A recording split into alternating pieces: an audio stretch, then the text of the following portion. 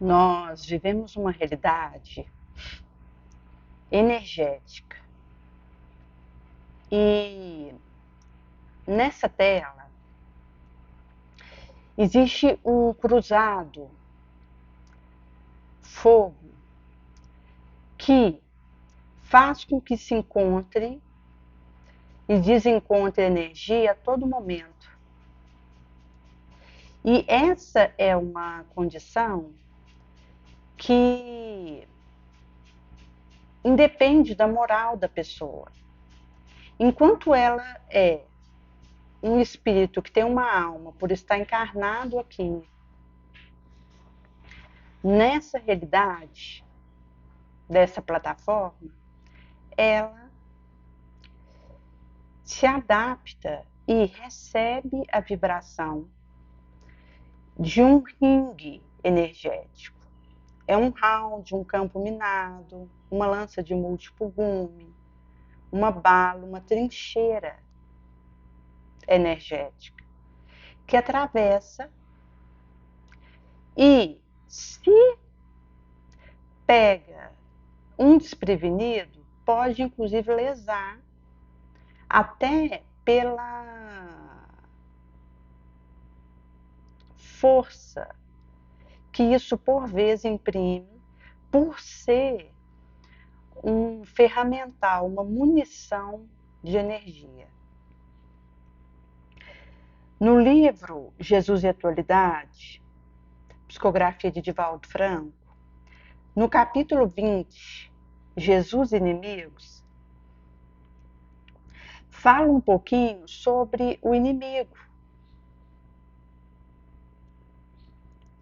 que eu tenho e mostra que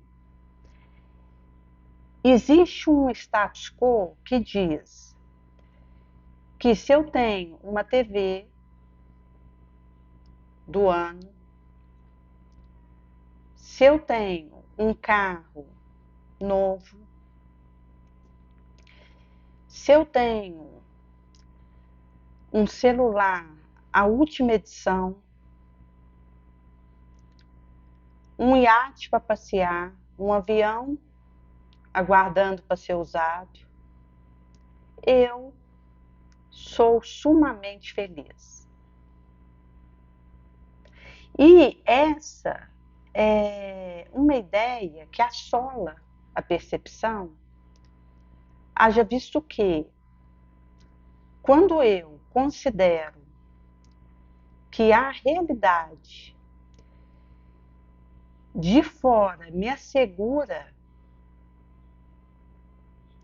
e me basta, eu acabo entrando na roda perigosa e instável.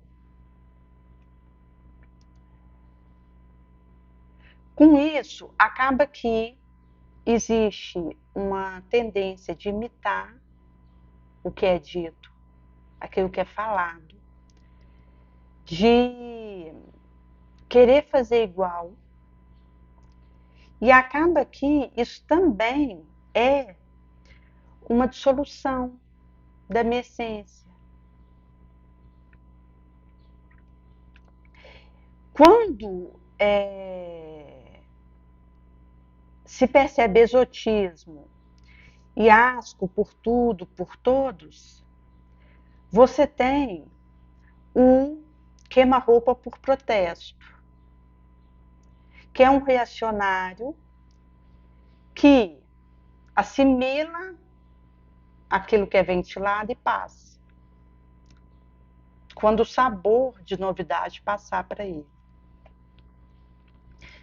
Tinha um rapaz que ele era casado e o sonho dele era ter um filho homem que fosse com ele em clube, participasse com ele de partido político, de agremiação,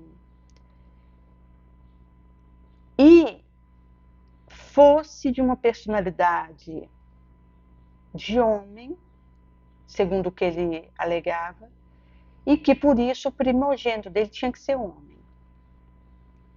Quando a esposa ficou grávida, porque inclusive ela demorou uma janela anormal de tempo para que a gravidez acontecesse, ele já ecoava um largo som, em amplo som, que seria menino, homem.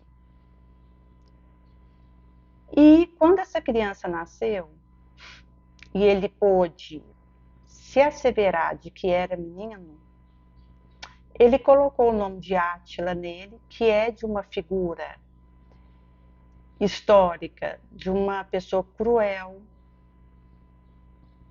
um ditador, um guerrilheiro, infeliz, sob protesto da esposa, que não queria esse nome, mas o pai insistiu que seria esse.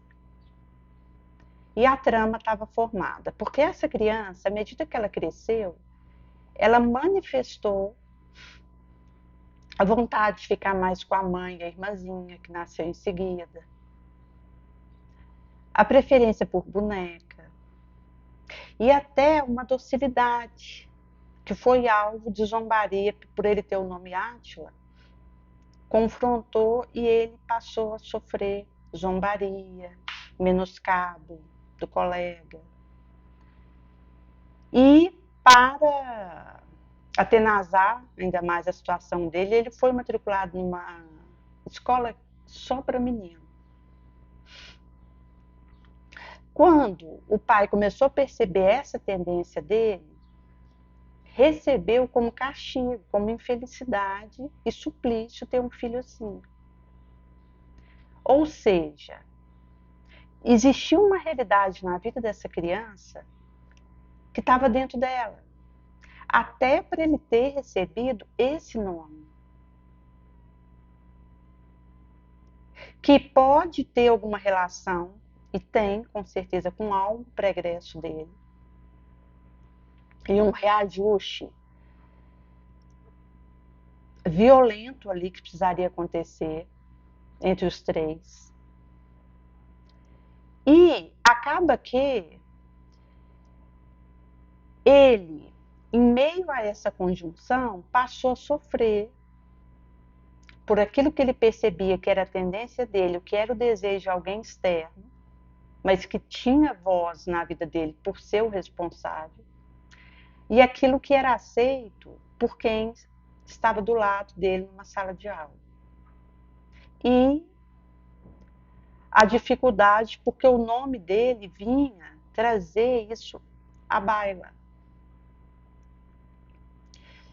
Isso mostra que existe um inimigo que está dentro da pessoa.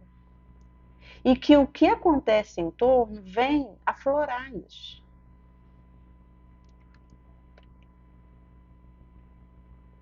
E com isso cria-se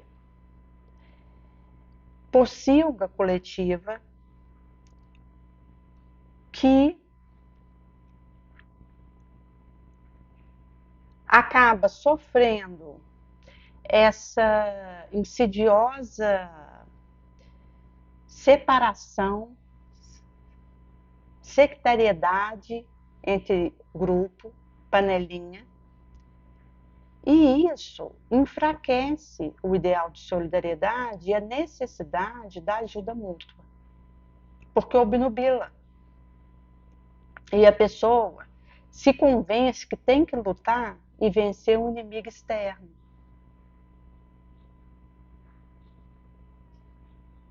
E esse é um risco, porque é algo que tira o meu aguçe da minha impaciência, da minha vaidade, do meu egoísmo, da minha soberba, que é para o qual deveria direcionar para combater, e me faz ficar olhando para inimigo imaginário que eu é que estou vitalizando, e isso me fragmenta, me inutiliza para a boa luta e paralisa o bom movimento. Com isso, acaba ocorrendo uma adaptação aparente, mas aquilo está à flor da pele, está na ponta do nervo, e acaba que a sociedade aguarda o próximo a ser agredido, a ser estruciado por essa conjuntura, porque vira uma dança infeliz de cadeira, onde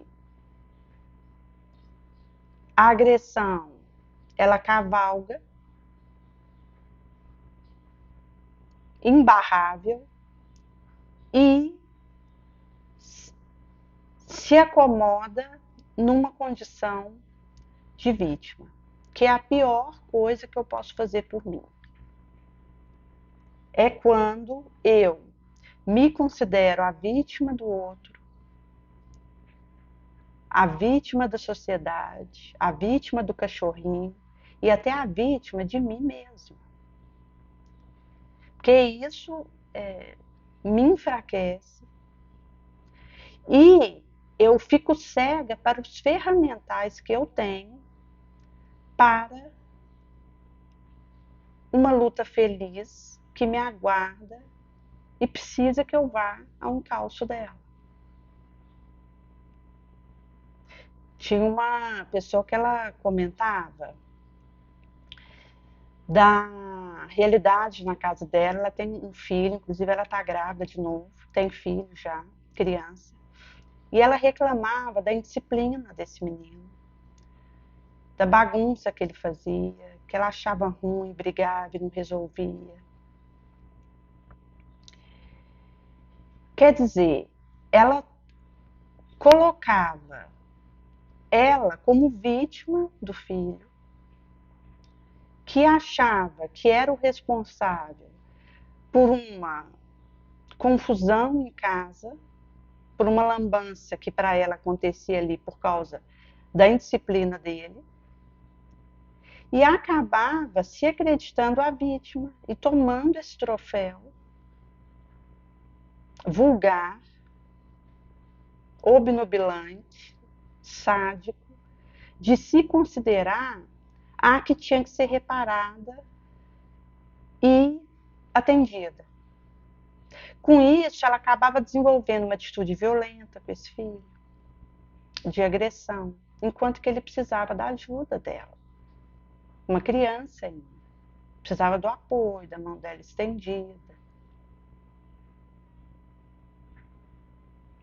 Daí que essa é uma realidade que ronda e que pede essa percepção.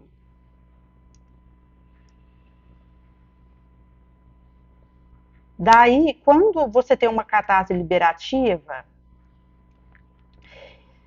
pela lágrima, por uma conversa comigo mesma, por uma boa leitura, por um momento de oração que eu peço para o Cristo abrir meu caminho, minha visão,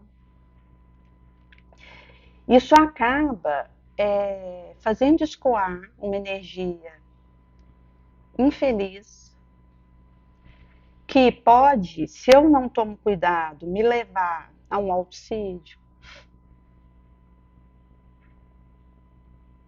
a um desequilíbrio mental, a um desajuste,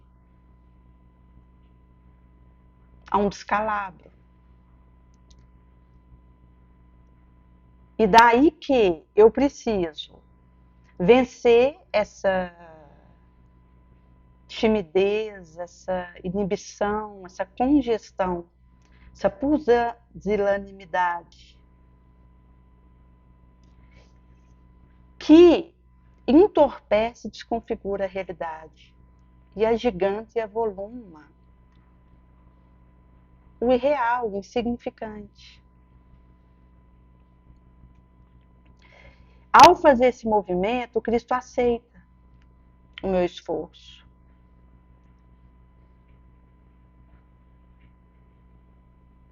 E me mostra qual inimigo interno eu preciso domar, dobrar, enfraquecer para fazer vencer a minha luz.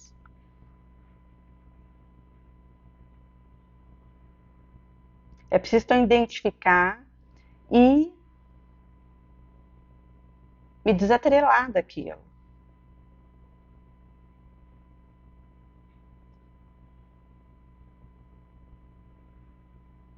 E me livrar de